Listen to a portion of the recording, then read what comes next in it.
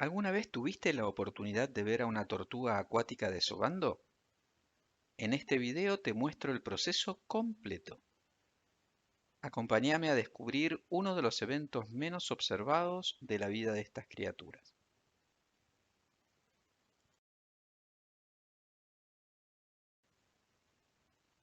Encontrarse a una tortuga pintada caminando en tierra firme es un evento muy pero muy raro.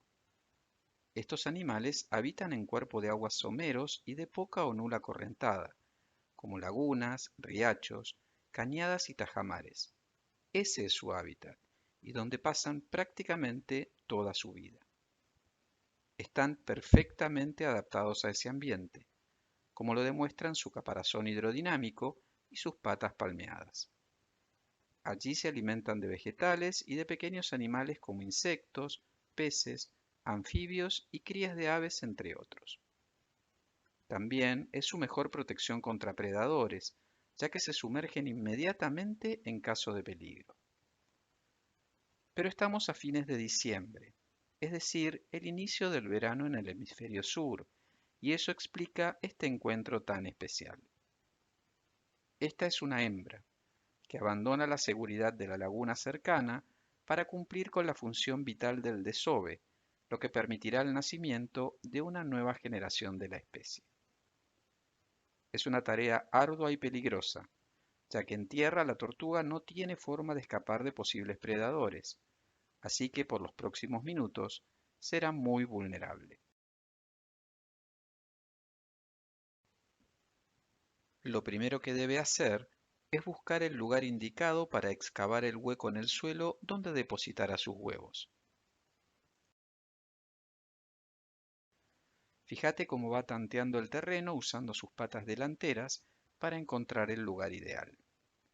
Los reptiles, a diferencia de las aves, no empollan sus huevos, sino que los entierran y es la temperatura del suelo, que en los meses de verano sube fuerte en estas latitudes, la que se encargará de la tarea de empollar.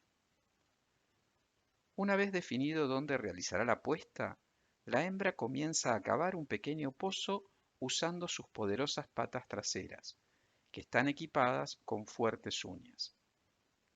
Las usa de forma alternada y de esa manera va sacando la tierra a la superficie. Es una tarea agotadora, ya que el suelo está endurecido por el calor y la poca lluvia caída últimamente. Para ayudarse, usa su orina para ablandar un poco el terreno. Una vez que haya puesto los huevos, la temperatura de incubación no solo ayudará a los embriones a que se desarrollen, sino que, dependiendo de la temperatura ambiente, las crías que nacerán serán hembras o machos. Es en serio.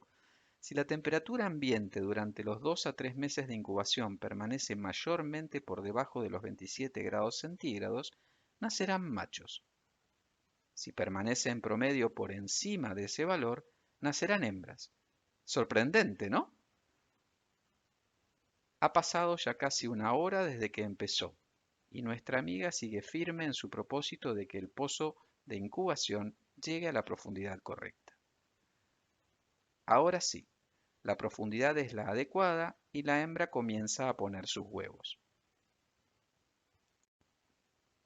Generalmente serán entre 8 y 14 en cada nidada. Además, la especie puede llegar a realizar hasta 3 puestas por temporada. A diferencia de los huevos de las aves, estos tienen una cáscara blanda, por lo que no se quiebran al caer unos sobre otros.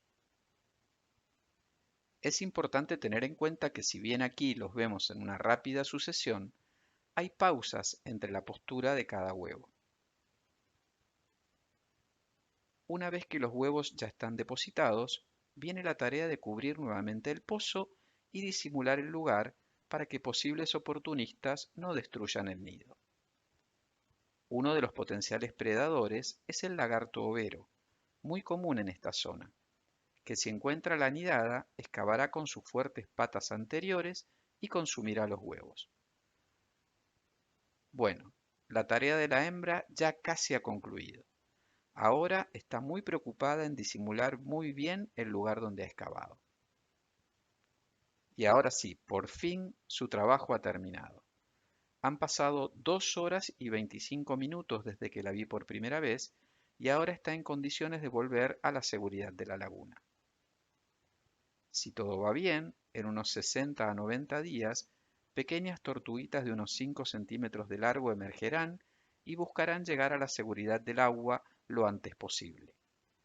Algunas lo conseguirán, y ellas se convertirán en la nueva generación de tortugas pintadas que tomarán la posta en el desafío de perpetrar la especie.